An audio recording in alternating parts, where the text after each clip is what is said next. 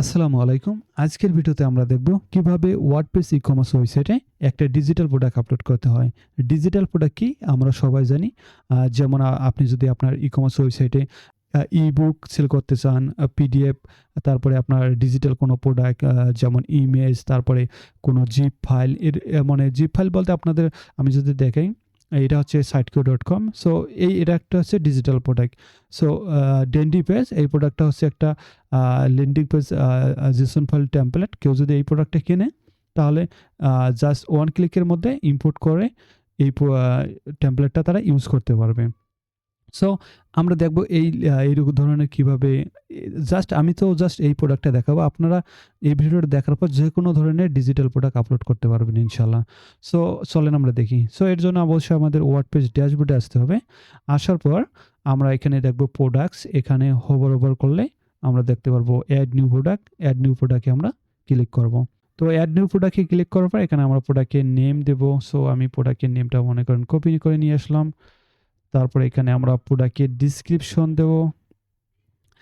আশা করি আপনারা জানেন সবাই। সো এখানে আমরা প্রোডাক্টের ডেসক্রিপশন দেব।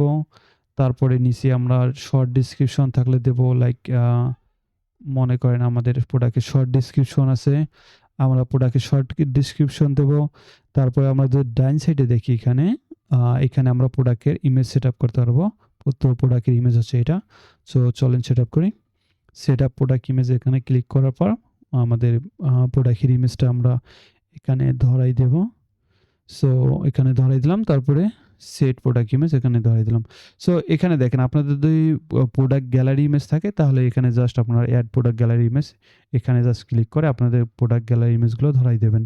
তারপর এখান থেকে আপনারা ক্যাটাগরি সিলেক্ট করে দেবেন। মনে করেন আমাদের এটা ক্যাটাগরি হচ্ছে ল্যান্ডিং পেজ। তারপর এখানে আপনারা প্রোডাক্টের ট্যাগ দিতে পারবেন। সো এগুলো বিষয় আশা করি আপনারা সবাই জানেন। তারপর আমাদের যেটা বিষয় গুরুত্বপূর্ণ, এখান থেকে প্রোডাক্ট ডেটা থেকে আমাদের প্রোডাক্ট টাইপ সিম্পল প্রোডাক্ট করে দেব। তারপরে যে দুটো কাজ করতে হবে আমাদেরকে, এখানে ভার্চুয়াল আমাদের সিলেক্ট করে দিতে হবে। ভার্চুয়াল আমরা কেন সিলেক্ট করে দেবো? যদি এখানে আমরা ভার্চুয়াল যখন আমরা এখানে সিলেক্ট করবো তখন আমাদের এখানে শিপিং অপশনটা নাই হয়ে যাবে, ডিসেবল হয়ে যাবে। দেখেন এখানে শিপিং অপশনটা চলে গেল। তারপরে অবশ্যই আমরা এটাকেও চেক করে দেবো, কারণ হচ্ছে আমাদের এটা ডাউনলোডেবল প্রোডাক্ট। সো এরপর আমরা কি করব, এখানে প্রোডাক্টের প্রাইস দেব। সো আমাদের প্রোডাক্টের প্রাইস মনে করেন ৬০০ টাকা অ্যান্ড সেল প্রাইস ৩০০ টাকা। সো আপনারা ইচ্ছা মতো এগুলো দিয়ে নেবেন। সো আমি এখানে 0 দিয়ে দেই, কারণ হচ্ছে আমি এই প্রোডাক্টটা দেখাবো, পারচেজ করে দেখাবো তো। সো পেমেন্টের যাতে কোনো সমস্যা না হয়। সো এখানে আপনাদের সেল প্রাইসটা আপনারা দিয়ে নেবেন। তারপরে এখানে আমাদের অ্যাড ফাইলে ক্লিক করব। করার পর এখানে ফাইল নেম দেবো। তো আমাদের ফাইল নেম হচ্ছে ডেন্ডি পেজ। সো এটা হচ্ছে আমাদের ডেন্ডি পেজ। তারপরে আমরা এখানে আমাদের ওই প্রোডাক্টের ইউআরএলটা দেবো। যদি আমাদের এই ফাইলটা আগে আমাদের মিডিয়াতে অ্যাড করা থাকে ওয়ার্ডপ্রেস ড্যাশবোর্ডে, তাহলে আমরা এখানে জাস্ট ইউআরএলটা এনে দেবো। না হলে আমরা চুজ ফাইলে এখানে ক্লিক করব। তো চুজ ফাইলে ক্লিক করার পর আমরা জাস্ট আমাদের প্রোডাক্ট ফাইলটা আমরা এখানে ধরাই দেবো। সো কিভাবে আপনারা এটা করবেন? সো আমাদের এই প্রোডাক্টটার মেইন ফাইলটা হচ্ছে জিসন ফাইলে আছে, ঠিক আছে? সো আমি কি করছি, আগে একটা ফোল্ডার তৈরি করেছি ডেন্ডি পেজ নামে। তারপরে জিসন ফাইলটা ওর মাঝে রাখে এটাকে আমি জিপ করে নিছি। সো এই জিপ ফাইলটা আমি আপলোড করতেছি এখন। সো এখানে জিপ ফাইলটা আপলোড হয়ে যাচ্ছে। সো আপলোড হয়ে গেছে।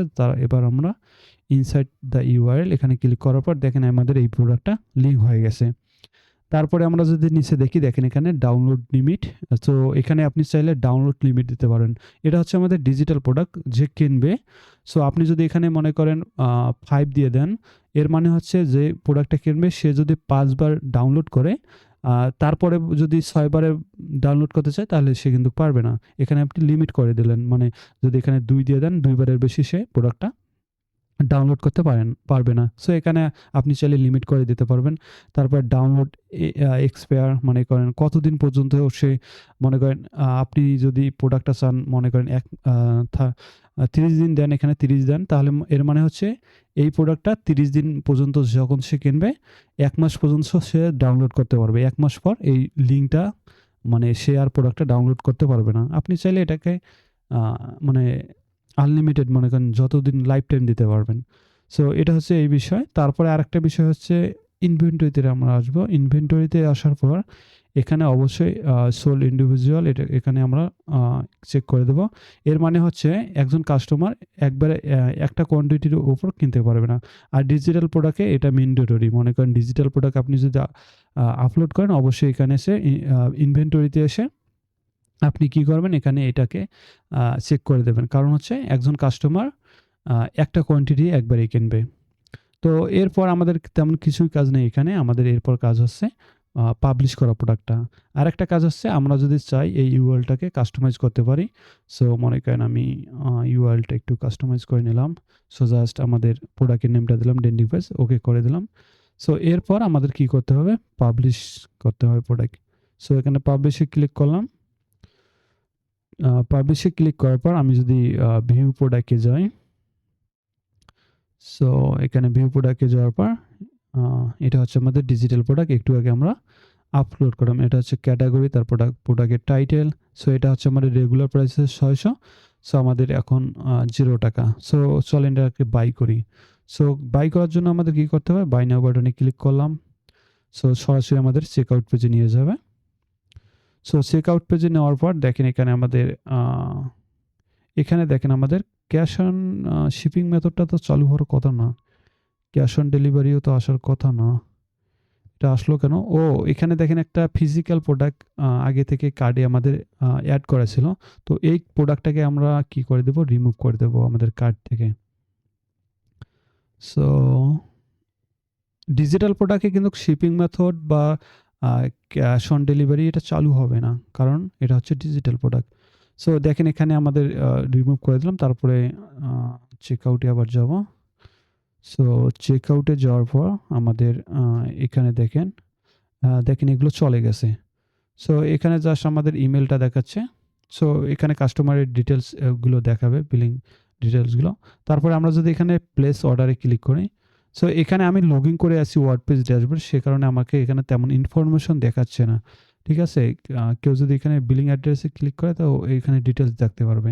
সো আমি জাস্ট এখন আমাদের প্রোডাক্টের প্রাইস হচ্ছে 0 টাকা। সো এখানে জাস্ট আমি প্লেস অর্ডারে ক্লিক করব। সো প্লেস অর্ডারে ক্লিক করার পর দেখেন আমাদের থ্যাংক ইউ পেজে নিয়ে আসলো। কাস্টমার এখন কি করতে পারবে? যদি দেখেন এখানে দেখেন ডাউনলোড নিবিট কিন্তু এখানে 2 বার আমরা দিয়ে দিয়েছিলাম, এখানে 2 বার দেখাচ্ছে। আমরা যদি 2 বার এখানে ডাউনলোড করে ফেলি তখন আর আমরা ডাউনলোড করতে পারবো না। তারপরে এখানে দেখেন আমরা যদি ডেন্ডি পেজ এই বাটনে ক্লিক করে দেখেন আমাদের ডাউনলোড হয়ে গেছে। সো একবার ডাউনলোড করলাম, আমি পেজটা একবার রিফ্রেশ দেই। দেখেন একবার চলে গেছে, ডাউনলোড হয়ে গেছে। আমি আরেকবার যদি ডাউনলোড করি, সো আমরা যদি আরেকবার ডাউনলোড করতে চাই এখানে কিন্তু আমাদের আমরা আর ডাউনলোড করতে পারবো না। এই প্রোডাক্টটা আবার আমাদের কিনতে বলতেছে।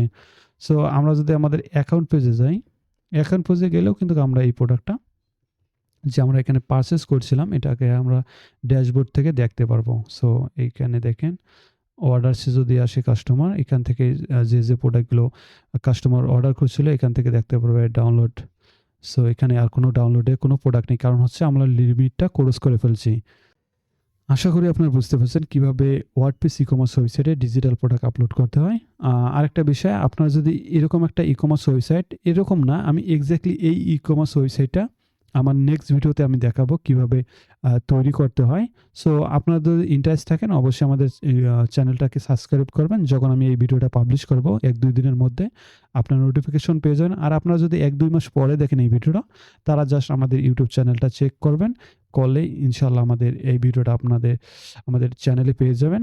তারপরে আপনারা যদি ইন্টারেস্ট থাকেন এই ভিডিওটা দেখতে পারেন। আমি সবসময় এই চ্যানেলে ই-কমার্স নিয়ে কথা বলবো। তো অবশ্যই আপনাদের যে বিষয়ে ভিডিও চান অবশ্যই আমাকে কমেন্টে জানাতে পারেন। ইনশাআল্লাহ পরবর্তী কোনো ভিডিওতে দেখা হবে। আল্লাহ হাফেজ।